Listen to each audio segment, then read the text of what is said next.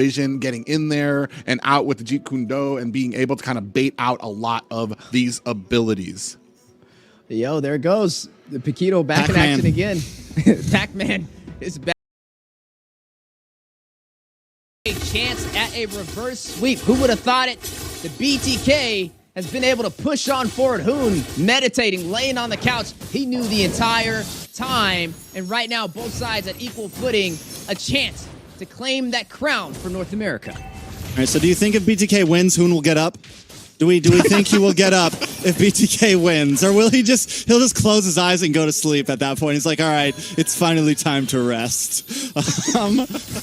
Coming into this game, though, looking at the drafts, I mean, I'm wondering, it already looks like it's getting pretty aggressive early on, and it does look like Shark is going to take the Gatad and Fried Chicken with that Cho and the XP.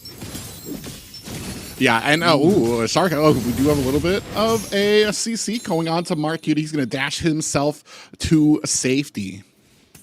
Yeah, going to go back to safety. I mean, there's a lot of sustainability for the Bloodthirsty Kings. And yeah, you are right on the money with Shark, right? He ran this Gatot in the roam position. And again, we're going to see Chicken on this Cho. He's going to be paired up against Nass on the Ruby.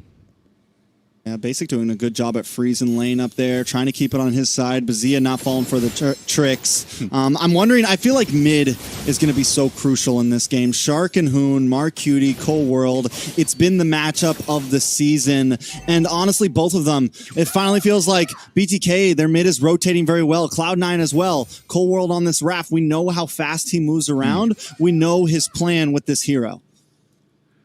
Man, and doing such a good job of kind of reading some of these. I know in the last game that mlbb played Paquito, I was kind of wondering about some of these kills that mlbb was kind of trying to initiate. He didn't get the kill. They were mostly assists. Ooh, we're going to go ahead and start a fight here. Yeah, Jeet Kune Do from Chicken may be the opportunity, but both sides fighting out. The Lantern dropping down, and Zane able to get the retribution for the Bloodthirsty Kings. Hoon will punish best player. Mark Cutie responds back, finding Hoon.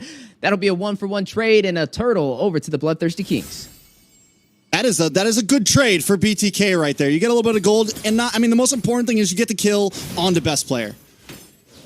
Yeah, and that's already going to go. You know that's the frustration is going to start setting in. They have really kind of honed in onto best player, and this is what I was kind of waiting to see from them too, especially with the focus that CLOUD9 put in on the early stages of this series against mlbb, being able to find him, being able to isolate him. Here, they're really kind of honing in down onto best player, especially because he has such a good early game spike when it comes to that Julian. You shut him down in the early game, there's not going to be much that hopefully he can do toward the mid and late game. Yeah, and right now, I mean, speaking of these pickups, right, we know the Lantern can be very aggressive in the early phase. It can pretty much zone out an entire team, but Mark Cutie, he has this Valentino. We got to look at what ultimate he's going to use. Does he go in for the Way of the Dragon? Does he go for the AOG? Or does he go in for that Crimson Beacon, right, to be able to have that AoE damage to pretty much zone out the side of BTK? Yeah, I think CLOUD9 here, you know, I think they just need to take this, not be scared to take this game slow, not be scared to let this play into the, you know, maybe even the 15-minute mark. I feel like we've seen it time and time again that CLOUD9 plays very comfortably when there's a bunch of towers down on the map, plays very comfortably when, you know, there's plenty of space to move around and everyone's got a lot of items. I really feel like CLOUD9 needs to look for that type of position in this final game. Yeah, I mean, we've talked about where they shine, especially when it comes to macro, when it comes to the synergy. They've been able to really kind of slam down onto BTK. These last few matches, I've seen that same macro, that same synergy start to show its cracks, to the little bit of the frustration starting to show through here. Ooh, we have Mark Cutie with a possible flank. Yeah, they're going to look for the trade. They're going to go in for the side lane instead of the turtle play. A smart decision. Zia will be punished right there. Shark with the AOG a little late to the party. And you will see Zia pay the ultimate price. But on the turtle, BTK looking to possibly get this trade. And it looks like they may be able to get it zoning out Nats on top of that.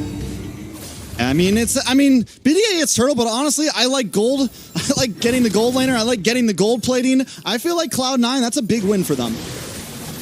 Well, yeah, and then they're doing exactly what they should have been, what we were kind of critiquing from BTK, where they just let turtles go for no reason. There was no answer. There was no reply. Here, Cloud9, they know that they don't have the advantage at the turtle fight, so they're going to go ahead, put that pressure onto the gold lane, get that gold plating, start to get Basic fed so that he can start being the nuisance he needs to be by mid-game.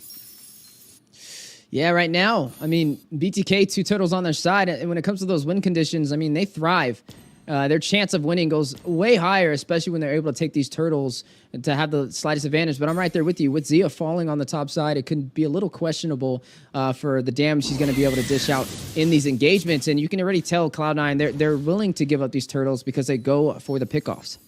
Yeah, I mean, it's almost more than questionable, right? Because we saw last time Zia was on the 1-1, even after getting 3 items in, the damage wasn't quite there. I mean, yes, there was some threat, but it was tough. But this early on, taking a death, falling 500 gold behind Basic, could spell trouble. So I think at this point, BTK, maybe look for a gank of your own up in that top side. Look for some pressure to slow Basic down.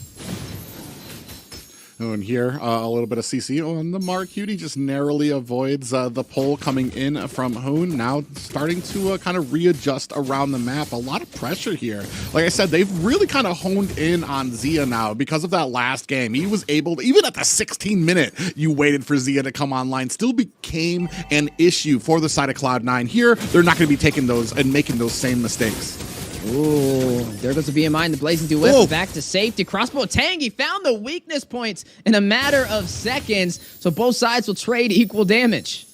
More of a defensive Crossbow Tang at that point. The damage still not quite there, but he does survive the gank. On the mid side, watch Hoon and Shark, man. They are moving. They're stinging all over the place, and that's a lot of times is one of the problems that I see with BTK currently.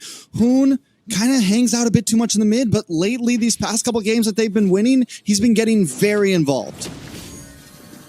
Yeah, and they're going to go ahead, start things up. Another turtle that just is unable to be contested by Cloud9. This time, not much of a response coming from them.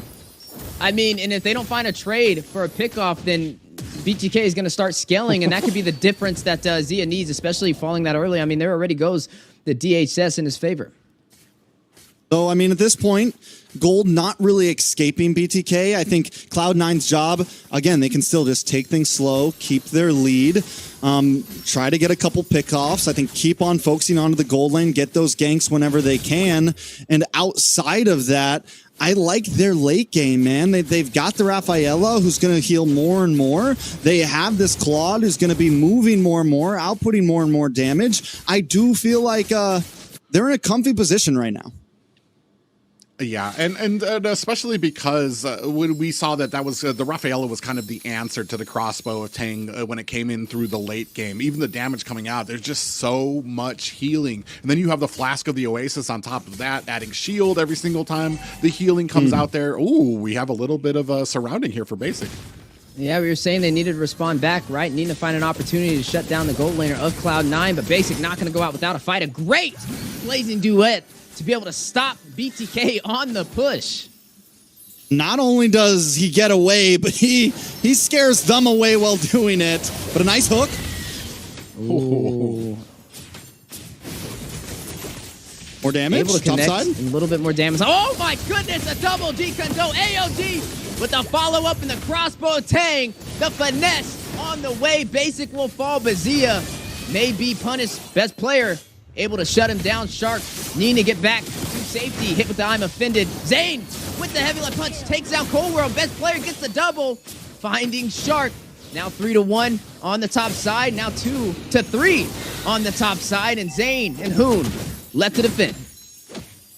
Yeah, and with that, you're going to be looking at a 2 down for BTK. They're going to go ahead and start looking for some positioning around this Lord. A little bit of an advantage to them now, about a 1K gold lead. They were able to answer back. This is the one thing that we've been talking about. You need to be prepared for the answer back from Cloud9. There, no matter when you get the kill, no matter what kind of pickoff you have, you need to be prepared for that response that comes out from Cloud9 because they're not going to let it go silently.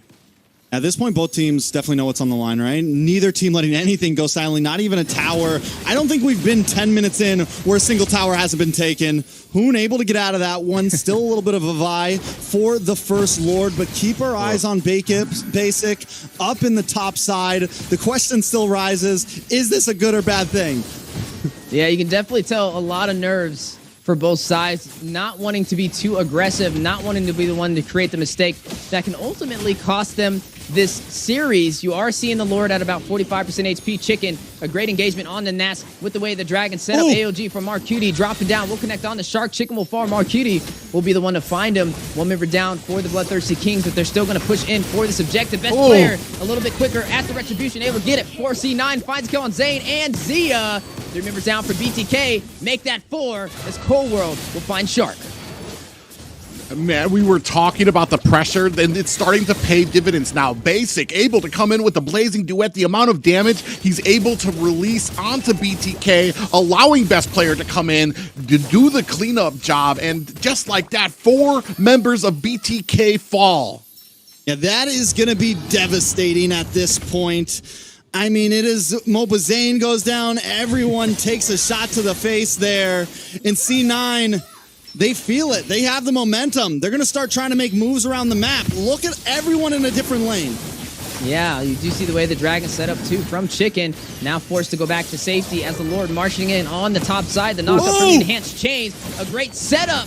But can they follow through? Zia able to find Nats. A quick punish. Nats very low. Shark will fall. Cold World able to take him down. That is going to be a 1-for-1 trade for both sides.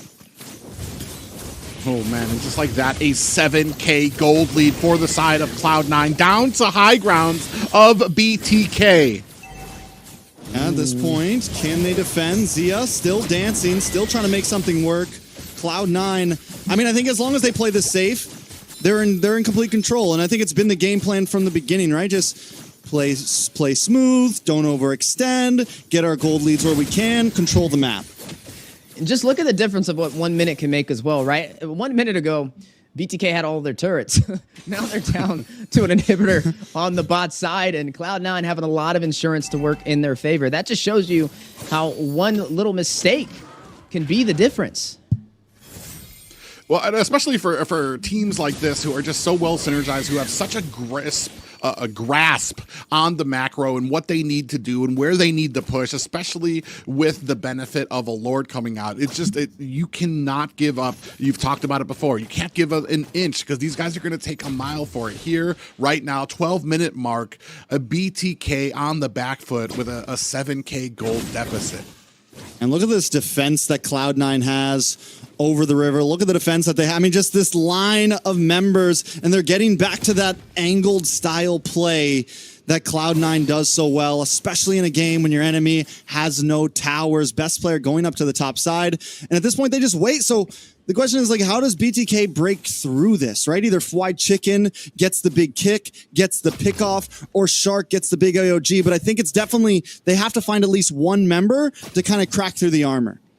Right. I mean, it was just that one engagement that really opened up the map for Cloud9. I still think BTK can take the fight when it comes to the 5v5, but they're definitely going to have to be more careful on positioning, because if they fumble that opportunity again, Cloud9 are going to look for the early finish.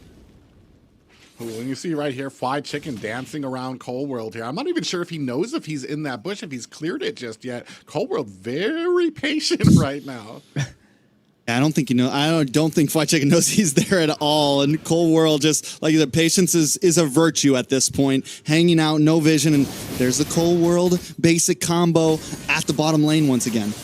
Yeah, the split push in effect to be able to have the wave management. And now both sides find it out. Airborne knockup. Zane able to find Nats. That's huge for the Bloodthirsty Kings, but they need to get back to safety. Look at the lantern placement. Basic with the side play of the Blazing Duet to the full team. Best player finding Shark. That is going to be a 1-for-1 trade in the mid lane. Crossbow tank activated with the Winter Crown to buy some time. Hoon will find Cold World. Basic goes back to safety to BMI. Marcuti finding Gia. They don't have the ADC. Zane takes down Best Player. No retribution for Cloud9.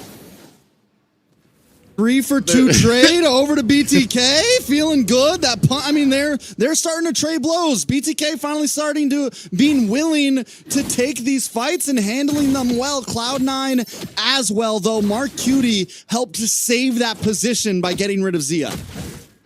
Yeah, I mean, and Zia's become a huge issue for the side of Cloud9. Even at 1-4 right now, 14 minutes, he's still got 2 more minutes before he hits that Zia power spike that we know him from the last game here. So still some wiggle room for BTK, but man, just right now, already kind of limiting it down to a 3K gold lead for the side of Cloud9. BTK just is still in it, but Zayn, a little bit of a miscalculated play, now working in his favor, finding Basic, able to sustain himself, and whom will find Cold World. Did he just turn this around?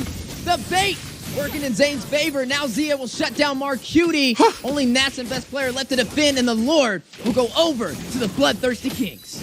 We're talking one punch, one hit, a millisecond, one moment for MOBA Zayn to take out Basic and completely put this game into their hands. And just like that, turned it around with one hit. Takes down Basic. 3 down for the side of Cloud9. BTK have, at least a short answer just now and a 2K gold lead in their favor. Yeah, but there's still a lot of turrets to go through. Even though they were able to get that objective, they still got to do a little bit more work to get to that base crystal. But effectively, that is a massive victory in terms of objectives, right? It's going to keep them on the playing field and force Cloud9 to be on the defense. But as the Lord marches in on the bot side, BTK will look for a possible punish, but they're going to go and try and burst down this Lord. But I'm standing, I'm pacing in front of the monitor right now.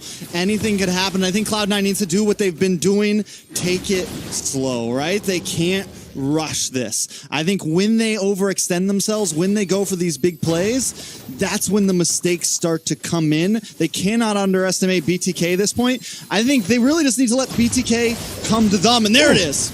Yeah, the initiation on the way. Zayn able to find best player. Oh! Be able to get another. Zia finding Nets. That's 2 down for Cloud9. Lazy went into the heart of the battle. Shark falling for the Bloodthirsty Kings, but not going to stop BTK on the push. Minions in the mid lane. AOG Chicken finding Mark Cutie. Moments away with one final strike. Cloud9 will be shut down by the Bloodthirsty Kings. The thread of fate has been severed, and they reclaim the crown as North America's champions.